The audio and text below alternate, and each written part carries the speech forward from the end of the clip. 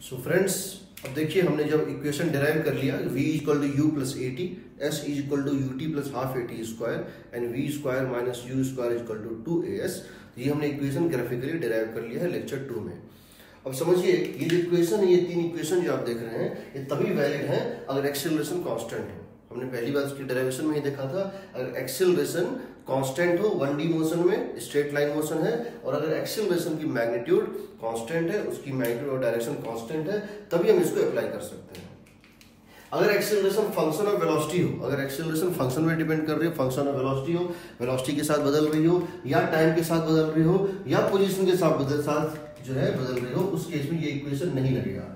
उस केस में ये इक्वेशन नहीं लगेगा, उस केस में हमको इंटीग्रेशन से जाना होगा, वो हम देखेंगे बाद में चल के। ठीक है, पहली बात ये इक्वेशन तभी वैलिड है तीनों अगर एक्सेलरेशन कांस्टेंट हो। दूसरी बात, टाइम को छोड़ के, इस पूरी क्वांटिटी में टाइम को छोड़ के हर बाकी क्वांटिटी एक vector quantity, vector quantity means उसका एक प्रॉपर डायरेक्शन है। समझिए डायरेक्शन तो वैसे बहुत सारे होते हैं, बट 1D मोशन में अगर हमने राइट को प्लस माना है तो लेफ्ट अपने आप माइनस होता है। यानी 1D मोशन में हम इस इक्वेशन में वेक्टर साइन ड्रॉप कर देते हैं, हम यहाँ v वेक्टर नहीं लिखते हैं, u वेक्टर नहीं लिखते हैं, क्योंकि जब 1 डायमेंशनल मोशन होता है तो जो वेक्टर होते हैं उनका डायरेक्शन प्लस और माइनस साइन से आता है और वो स्केलर की तरह बिहेव करते हैं। इसीलिए इसको हमने सिंपल फॉर्म में लिखा है। नहीं तो अगर हम जनरली इसको वेक्टर फॉर्म में लिखना चाहें, जनरल फॉर्म में, तो वो इस तरह लिखाएगा v is equal to u vector, v vector is equal to u vector plus a tangential क्या है बता रहा हूं, t vector, s vector is equal to displacement vector is equal to, हमेशा चाहे 1D हो, चाहे 2D हो, चाहे 3D हो, हर केस में displacement vector is equal to ut vector, u vector into t scalar plus half into a tangential vector into t square. Similarly third equation होता है v dot v minus u dot u is equal to 2 times of a dot s, net acceleration dot s, जहां a dot s होता है as cos theta. अब देखिए a cos theta क्या है, समझिए डिस्प्लेसमेंट वेलोसिटी की डायरेक्शन में है, डिस्प्लेसमेंट क्या होती है, वेलोसिटी की डायरेक्शन में होती है, तो यहाँ जब a डॉट s लिखेंगे ये हो जाएगा as cos theta. a cos theta को क्या बोलते हैं, देखिए अगर ये वेलोसिटी इस डायरेक्शन में है, एक्सेलरेशन इस डायरेक्शन में है, तो a cos थीटा जो कंपोनेंट ऑफ एक्सेलरेशन है in the direction of velocity, उसको बोलते हैं rate of change of speed. अगर ये थीटा एक्यूट है, छोटा है, तो ये जो कंपोनेंट है ये स्पीड को बढ़ा रहा है। अगर यही थीटा ऑब्ट्यूस होता, समझिए यही थीटा अगर ऑब्ट्यूस होता, इस तरह होता, तो इसका कंपोनेंट जो वेलोसिटी पे लेते वो वेलोसिटी के उल्टा आता, तो वो क्या होता, rate of decrease of speed होता। तो यहाँ जो आप एक्सेलरेशन लिख रहे हैं ए टेंजेंशियल, यहाँ तीनों ये rate of change of speed है, rate of change of direction नहीं लेते हैं। यानी कि समझिए यहाँ जो ये एक्सेलरेशन था, हम देखेंगे बाद में चल के, इस नेट एक्सेलरेशन के दो कंपोनेंट होते हैं, एक क्या होता है वेलोसिटी के परपेंडिकुलर होता है, एक क्या होता है कंपोनेंट वेलोसिटी के परपेंडिकुलर होता है। इसको नॉर्मल या रेडियल या सेंट्रीपिटल एक्सेलरेशन बोलते हैं। क्या बोलते हैं, नॉर्मल कंपोनेंट, परपेंडिकुलर कंपोनेंट जो वेलोसिटी के परपेंडिकुलर है, या रेडियल कंपोनेंट, तो ये क्या करता है, इसके रास्ते को घुमाता है। तो चूंकि 1D मोशन है, तो 1D मोशन में ये स्ट्रेट लाइन है, इसलिए हम कह सकते हैं, बट अगर 2D मोशन में या 3D मोशन में जाएंगे, हम यहाँ पे a टेंजेंशियल लेंगे, यानी यहाँ पे हम कौन सा कंपोनेंट लेंगे, a cos theta, component of acceleration in the direction of velocity. इसका मतलब क्या है, the component of acceleration in the direction of velocity. अगर ये कंपोनेंट वेलोसिटी के ही डायरेक्शन में है, आ रहा है, तो प्लस लेंगे, उल्टा आ रहा है तो माइनस लेंगे। ठीक है, तो ये जनरल कर्व मोशन पे भी अप्लाई कर सकते हैं। अब देखिए ये जो इक्वेशन है, इसमें v, u और a और s, v, u, a और s, टाइम को छोड़ के सब कुछ वेक्टर क्वांटिटी है, सिर्फ टाइम स्केलर है, बाकी सब क्या है, वेक्टर क्वांटिटी। इसका मतलब है कि जो s है वो डिस्प्लेसमेंट है, वो डिस्टेंस नहीं है। जो s यहाँ लिखे हैं वो डिस्प्लेसमेंट है, डिस्टेंस नहीं है। यानी अगर आपको डिस्प्लेसमेंट निकालना है, आपसे डायरेक्ट निकाल सकते हैं, लेकिन अगर डिस्टेंस पूछा गया है तो रुक के थोड़ा सोचना पड़ेगा कि क्या डिस्टेंस और डिस्प्लेसमेंट सेम है या नहीं है। बल्कि ये कहूँगी अगर डिस्टेंस पूछा गया है तो हमको थोड़ा सोचना पड़ेगा सॉल्व करने से पहले, लेकिन अगर डिस्प्लेसमेंट पूछा गया है तो डायरेक्ट फॉर्मूले निकाल देंगे। यानी ये हमको डायरेक्टली क्या देगा, वेक्टर क्वांटिटी देगा, बिकॉज ये सारे वेक्टर क्वांटिटी हैं टाइम को छोड़ के, इसीलिए इन सारे क्वांटिटीज में एक प्रॉपर साइन आएगा। अगर इनिशियल वेलोसिटी राइट है या लेफ्ट है तो अलग अलग साइन आएगा, अगर एक्सीलरेशन राइट है या लेफ्ट है अलग तो साइन अलग आएगा। तो जो भी चीज क्वेश्चन में दिया है, गिवन जो भी क्वांटिटी होते हैं, जो भी चीजें क्वेश्चन में दी हैं उनको हम प्रॉपर साइन के साथ रखेंगे। याद रखिएगा साइन का बड़ा इंपॉर्टेंस है क्योंकि ये वेक्टर इक्वेशन है, आपके लिए साइन बहुत इंपॉर्टेंट है। जो भी क्वांटिटी क्वेश्चन में दी हुई है उनको प्रॉपर साइन के साथ रखिएगा, उसमें कोई गलती मत कीजिएगा। अगर आपने वो सही कर दिया तो फॉर्मूले से जो आप कैलकुलेट कीजिएगा तो जो चीज निकालना है, जो अननोन है, उसमें भी एक साइन आएगा और वो साइन अपने आप उसका डायरेक्शन बता देगा। प्लस साइन मतलब आपने जिधर प्लस लिया था उस डायरेक्शन में, और माइनस साइन आपने जिधर लिया था उसका उल्टा होगा। तो जो भी नोन चीज है उसको प्रॉपर साइन के साथ रखिएगा और तब सॉल्व कीजिएगा ताकि अननोन भी आपको प्रॉपर साइन के साथ चला है। तो इस बात को ध्यान रखिएगा कि ये सारे इक्वेशन जो है वेक्टर इक्वेशंस होते हैं। ठीक है, अब उससे कुछ इलस्ट्रेशंस लेते हैं, कुछ क्वेश्चंस लेते हैं। ठीक है, देखते हैं कैसे होगा। सो देखिए पहला क्वेश्चन है कि कार है जो कि चल रही थी रोड पे और t इक्वल टू 0 पर जिस समय इसकी वेलोसिटी इनिशियल वेलोसिटी 20 मीटर पर सेकंड थी, इसने ब्रेक्स अप्लाई किया जो उसको रिटार्डेशन प्रोवाइड कर रहा है 4 मीटर पर सेकंड स्क्वायर। पूछा गया है find the displacement after t equal to 6 second, 6 second बाद इसकी डिस्प्लेसमेंट कितनी होगी। तो हम जानते हैं, हम इसको क्या कह सकते हैं कि हम जानते हैं कि v इक्वल टू होता है u प्लस 80। जरा देखिए हम इसको लिखते हैं v equal to v unknown है, u को देखिए हम क्या कर रहे हैं, हम इस पॉइंट को मान रहे हैं ओरिजिन है, हम इस स्टार्टिंग पॉइंट को मान रहे हैं कि ये जो है ओरिजिन है, हम इसको मान रहे हैं ओरिजिन है और इसको मान रहे हैं positive x axis, positive direction. इसका मतलब क्या है, ये हो गया पॉजिटिव डायरेक्शन, ये हो गया पॉजिटिव डायरेक्शन, यानी u की वैल्यू प्लस 20 होगी, इनिशियल वेलोसिटी की वैल्यू क्या होगी प्लस 20 होगी। तो हम इसको लिखेंगे प्लस 20, इसको हम लिखेंगे प्लस 20, u प्लस a की वैल्यू क्या लिखेंगे, देखिए इसको एक्सेलरेशन उल्टी मिल रही है, एक्सेलरेशन जिसकी मिल रही है वो वेलोसिटी के उल्टी मिल रही है, तो लेफ्ट वर्ड मिल रही है। लेफ्ट वर्ड का मतलब इस साइन कन्वेंशन में लेफ्ट वर्ड मतलब हो गया -4 इंटू टी। तो जरा देखते हैं ये कब स्टॉप हो जाएगा, इट स्टॉप्स, ये 0 हो जाएगा at t equal to 5 second, ये t इक्वल टू 5 सेकंड पर रुक जाएगा। अब समझिए ब्रेक जब अप्लाई किया जाता है तो ब्रेक किसी को रोक सकता है, वापस नहीं ला सकता, यानी t इक्वल टू 5 सेकंड के बाद t equal to 0 to 5 second तो ये रुकने के प्रोसेस में था।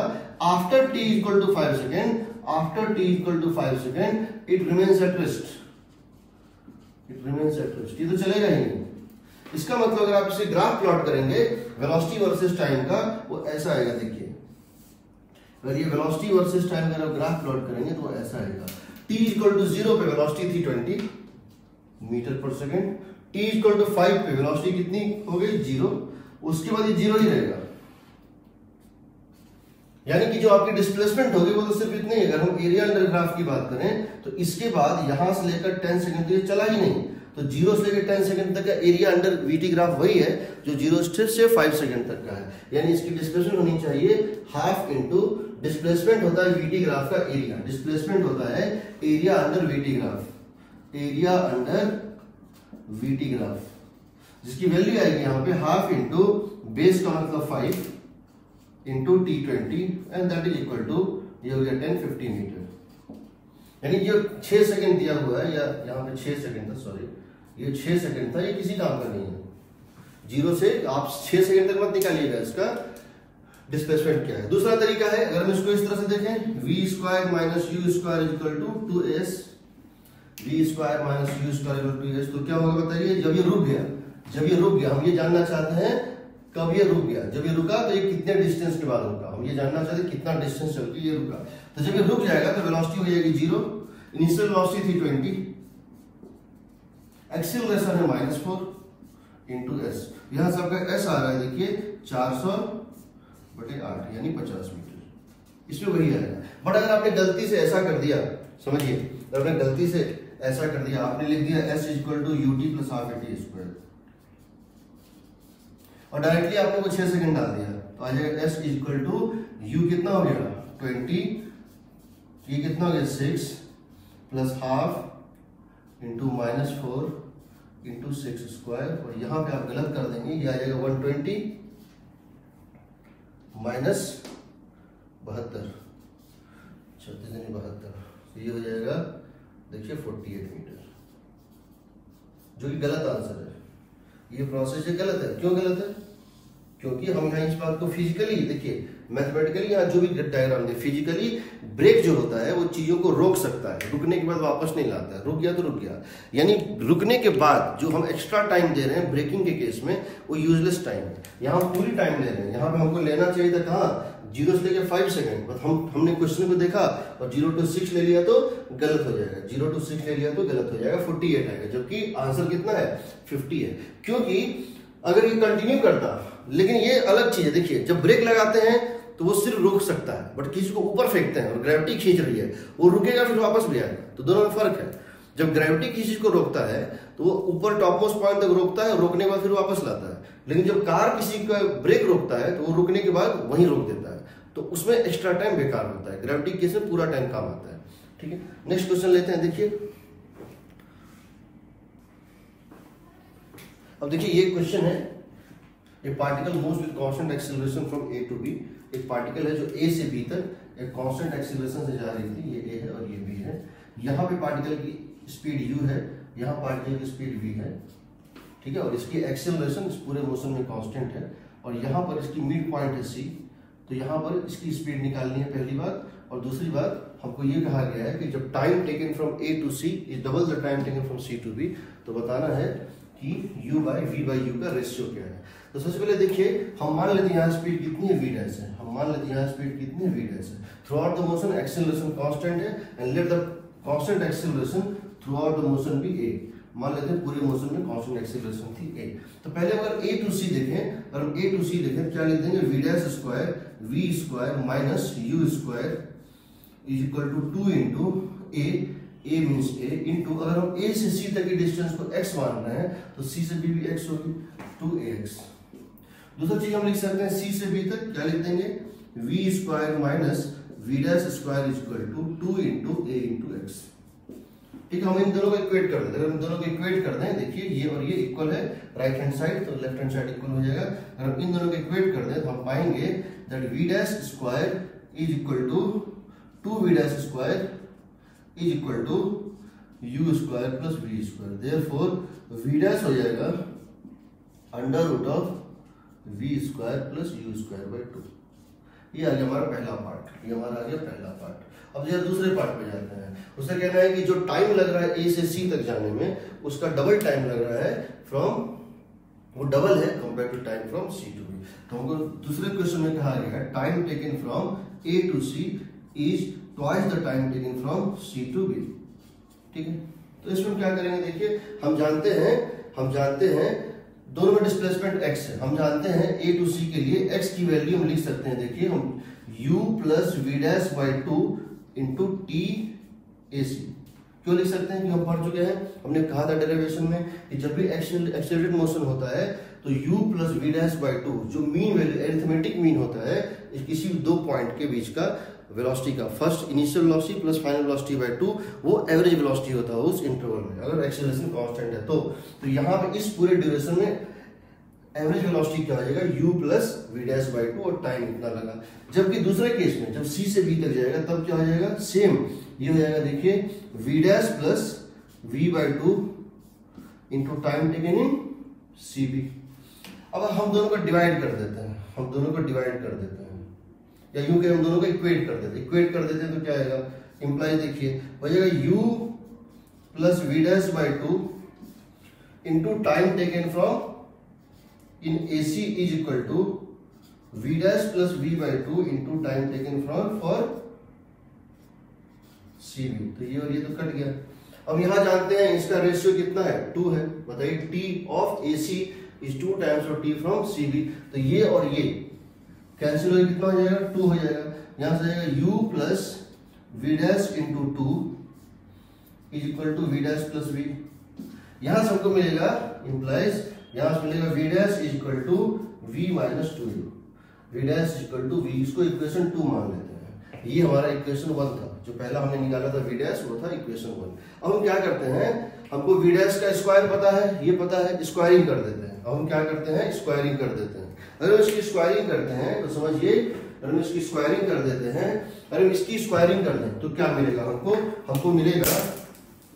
हमको मिलेगा कि v dash square is equal to v square plus 4u square minus 4uv।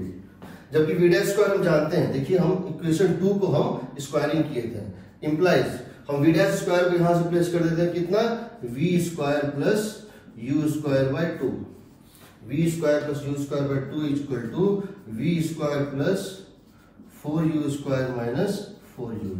यहां से आप देख सकते हैं आपको आएगा, यहां से आपको अगर आप इसका स्क्वायरिंग कर देंगे दोनों साइड तो you can get it, then you can get it like this.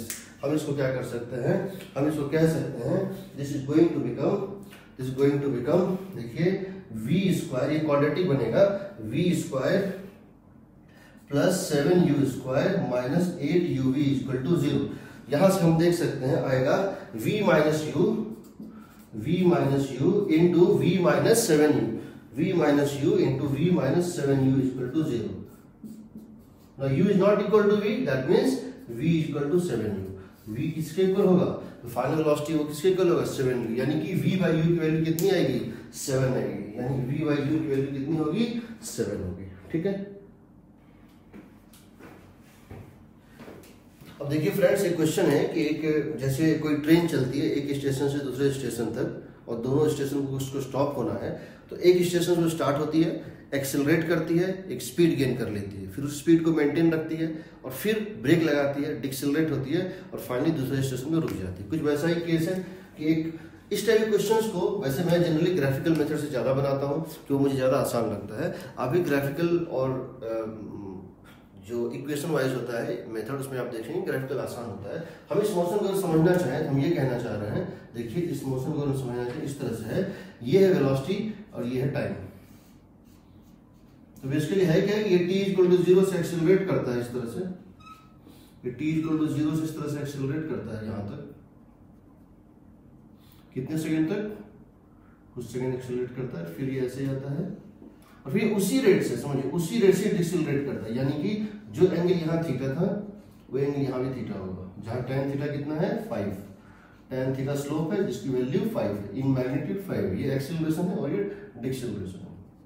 तो देखिए सबसे पहले वो 5 मीटर पर सेकंड से एक्सेलरेट किया है, मान लेते हैं टोटल जर्नी ऑफ टाइम दिया है, मान लेते हैं ये टाइम डेल्टा टी है, मान लेते हैं ये टाइम डेल्टा टी है, तो इसका मतलब है ये टाइम कितना हो जाएगा, ये भी टाइम डेल्टा टी हो जाएगा, क्योंकि जो मोशन यहां से यहां हुआ था 0 से पर्टिकुलर वेलोसिटी उसी रेट से ये उस पर्टिकुलर वेलोसिटी 0 तक रिवाइंड हो रहा है, ये वही मोशन पीछे की तरफ हो रहा है। तो यहाँ इनिशियल 0 था, फाइनल v था, यहाँ इनिशियल v है, फाइनल 0 है और रेट सेम है, इसलिए टाइम भी सेम लगेगा, ये डेल्टा टी रहेगा। तो ये बचा हुआ टाइम ये 25 माइनस 2 डेल्टा टी, समझिए क्योंकि टोटल टाइम जो दिया हुआ है यहाँ से यहाँ तक वो कितना दिया है 25 सेकंड दिया है, तो 25 में से 2 डेल्टा टी माइनस कर देंगे।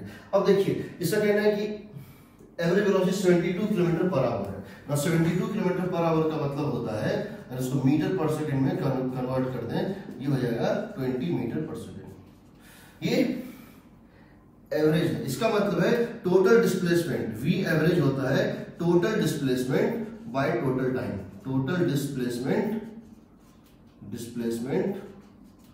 Bye total time.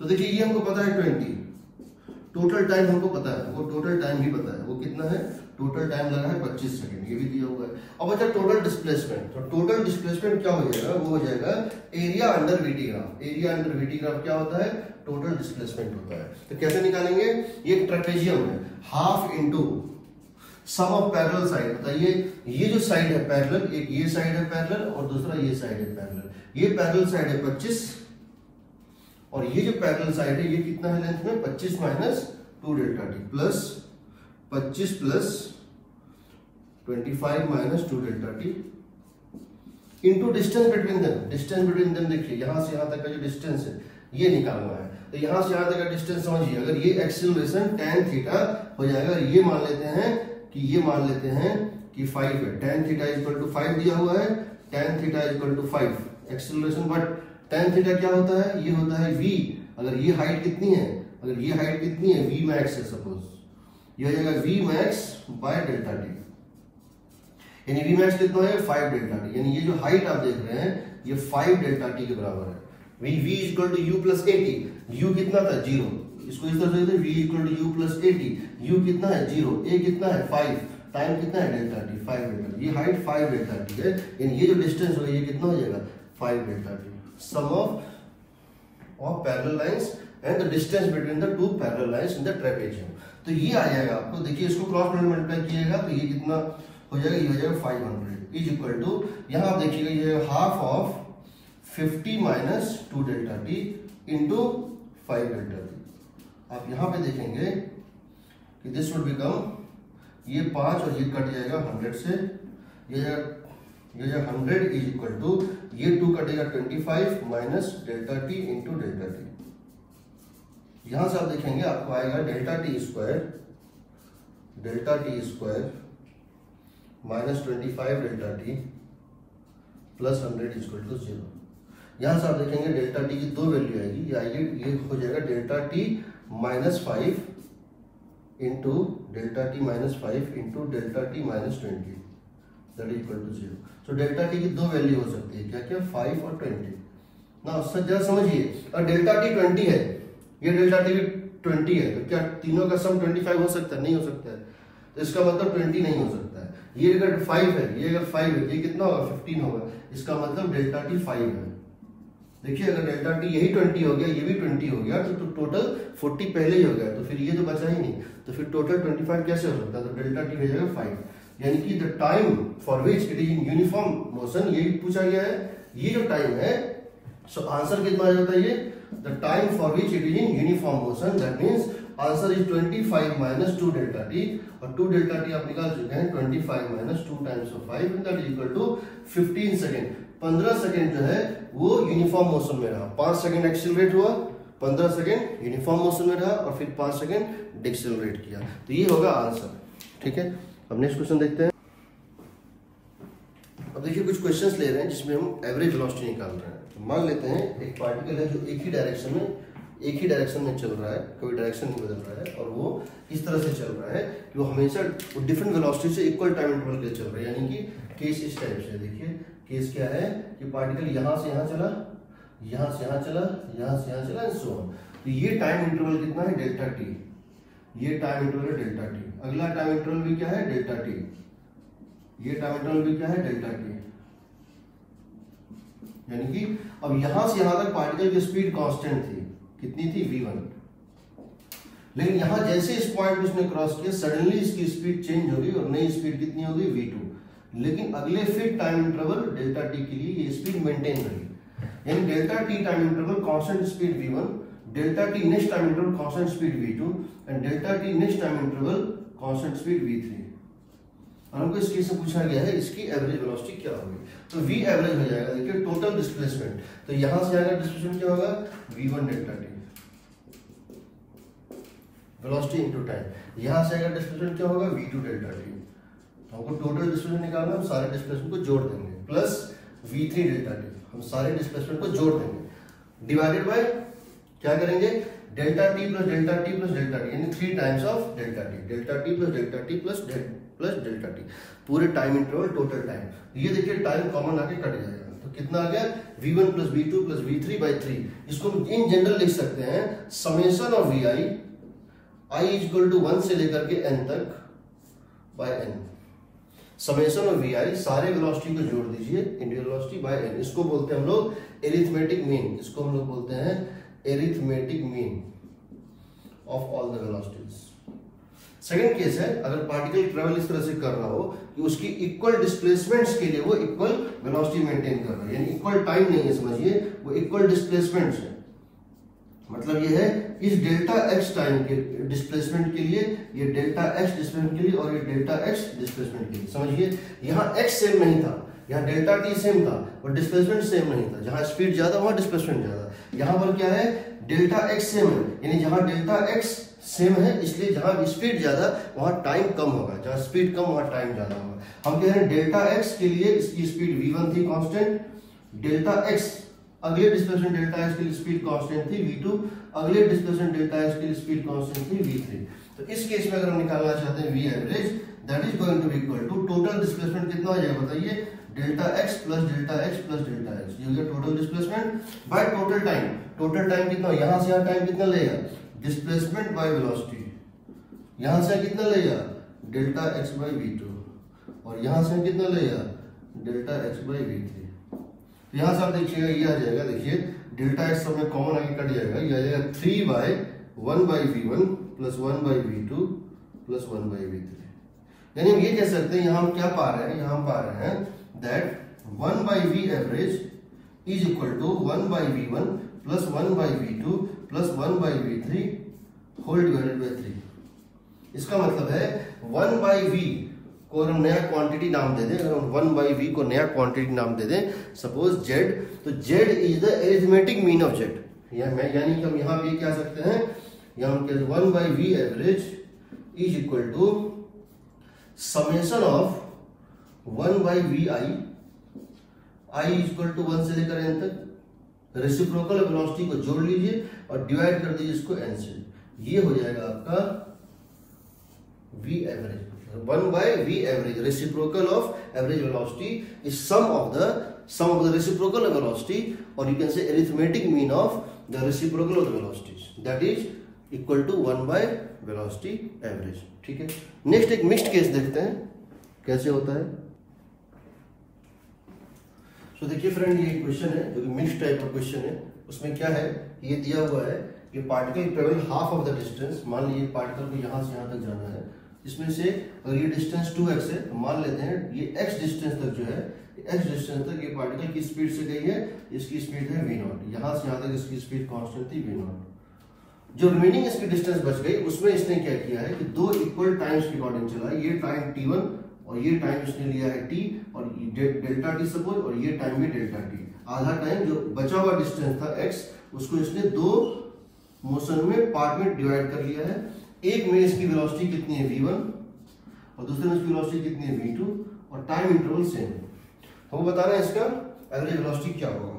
तो जब भी हम किसी क्वेश्चन को बनाते हैं, हम सबसे पहले उसका फॉर्मूला ही लिखना शुरू करते हैं, स्टार्ट ही करते हैं, देखते हैं उसमें क्या क्या चीज नहीं आता है। पहले लिखते हैं v average is equal to, शुरू करते हैं टोटल डिस्प्लेसमेंट। तो यहां हम देख रहे हैं टोटल डिस्प्लेसमेंट हो गया x plus x bye total time. तो जरा देखते हैं यहां से यहां तक टाइम कितना लगा, यहां से यहां तक टाइम लग जाएगा x by v naught plus ये टाइम डेल्टा t और ये टाइम डेल्टा t, ये टाइम डेल्टा t प्लस ये टाइम डेल्टा t। अब क्वेश्चन है कि हमको x नहीं चाहिए, x कट जाना चाहिए, यानी अब सारा का सारा जो चीज आ गया इस पे आ गया, डेल्टा x कैसे निकालेंगे। तो यहां देखिए v1 डेल्टा t ये displacement plus v2 delta t कितना होना चाहिए, x होना चाहिए, x होना चाहिए। यानी कि हम कह सकते हैं कि डेल्टा t को लिख सकते हैं, हम लोग क्या लिख सकते हैं, हम यहां से डेल्टा t को लिख सकते हैं, देखिए x bye v1 plus v2। हम एक काम करते हैं, ये 2 डेल्टा t है, इसको रिप्लेस कर देते हैं इस delta t plus delta t plus delta t, ये था 2 डेल्टा t, इसको रिप्लेस कर देते हैं उससे। देखिए हमारा x काटने का बन जाएगा 2x डिवाइडेड बाय, ये हो जाएगा 2x divided by x by v naught plus 2 times of delta t, वहां से आ जाएगा x bye v1 plus v2। तो देखिए x सब में कॉमन है, कट गया, तो हमारा आंसर हो जाएगा, देखिए ये हमारा आंसर हो जाएगा, ये हो जाएगा 2v not into v1 plus v2, 2v not into v1 plus v2 divided by 2v not और v1 plus v2 plus 2v not, और ये हो जाएगा हमारा एवरेज वेलोसिटी। तो किसी भी क्वेश्चन को बनाने का सबसे जो आसान तरीका है वो start the question, start to solve, फिर देखिए जैसे जैसे आप बढ़ते जाइएगा आपको रास्ता खुलते जाएगा कि कौन सा चीज मिसिंग है और कैसे उसको गिवन इंफॉर्मेशन से निकाल सकते हैं। ठीक है, अब हम जो नेक्स्ट ले रहे हैं वो ले रहे हैं motion under gravity, straight line motion under gravity, कोई वो स्पेशल केस होता है एक्सेलरेशन कांस्टेंट का। ठीक है।